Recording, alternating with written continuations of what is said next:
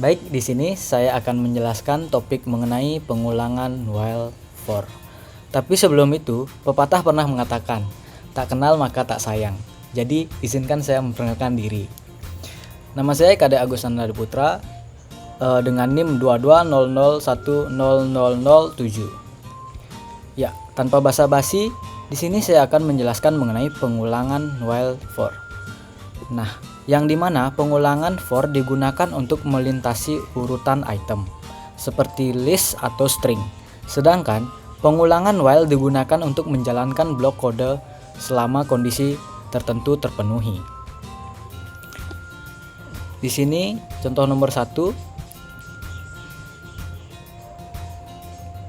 kita coba jalankan. Nah, baik. Jadi variabel i diinisialisasi dengan nilai 1. Kemudian terjadi loop menggunakan while dimulai selama nilai i kurang dari 6.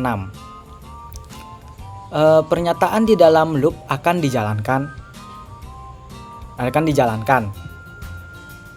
Setiap kali loop dijalankan, nilai i akan dicetak dan nilai i akan ditambah 1. Jadi proses ini akan terus berlanjut sampai kondisi i lebih kecil dari 6 tidak lagi terpenuhi. Jadi di sini nilainya 1 sampai 5 karena lebih kecil daripada 6. Kita balik lagi ke break statement. Sebelum itu di sini ada note yang dimana sangat penting untuk meningkatkan nilai variabel kontrol i dalam contoh ini di dalam loop. Jika tidak, loop akan terus berjalan tanpa henti atau disebut sebagai infinity loop yang bisa menyebabkan program tidak responsif. Selanjutnya, the break statement.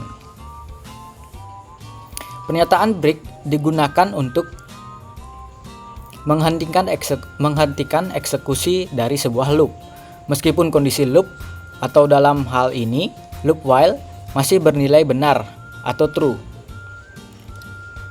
Jadi intinya, penggunaan break sangat berguna ketika kita perlu keluar dari loop sebelum kondisi loop selesai dievaluasi sepenuhnya.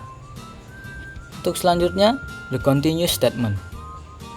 Pertanyaan continue digunakan untuk menghentikan iterasi saat ini dari loop dan menjalankan ke iterasi berikutnya tanpa menjalankan sisa kode dalam blok loop untuk iterasi saat ini. Jadi penggunaan continue ini berguna ketika kita ingin melompati bagian tertentu dari loop berdasarkan kondisi tertentu dan melanjutkan ke iterasi berikutnya.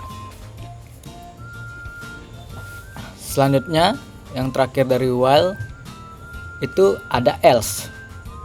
Jadi pernyataan else dapat digunakan setelah loop while untuk mengeksekusi blok kode tertentu ketika kondisi loop tidak lagi bernilai benar atau false. Jadi penggunaan else setelah while loop berguna ketika kita ingin mengeksekusi sebuah blok kode setelah kondisi loop tidak lagi terpenuhi. Nah, kita lanjut ke for loop. Jadi loop for digunakan untuk mengulangi serangkaian pernyataan untuk setiap item dalam sebuah urutan, seperti list, tuple, dictionary, set, atau string. Jadi seperti di sini contoh nomor 1. Nah, variabel fruit berisi sebuah list yang berisi nama-nama buah seperti apple, banana, cherry. Nah, for ini dimulai setiap elemen dalam list fruit akan diambil satu persatu dan disimpan dalam bentuk variabel x. Jadi proses ini akan terus berlanjut hingga seluruh elemen dalam list fruit telah diambil dan dicetak. Seperti apel, banana, cherry hasil dicetak. Jadi kembali lagi Jadi penggunaan loop for dalam Python tidak memerlukan variabel pengindeksan yang didefinisikan sebelumnya. Loop secara otomatis mengambil setiap elemen dari urutan yang diberikan dan mengulangi pernyataan di dalam untuk setiap elemen tersebut. Selanjutnya ada looping through a string.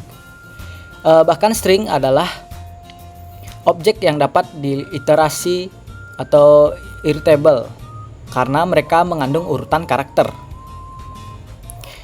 Dengan menggunakan loop for, kita dapat dengan mudah mengakses setiap karakter dalam sebuah string dan melakukan operasi yang sesuai dengan karakter tersebut. Selanjutnya penggunaan the break statement.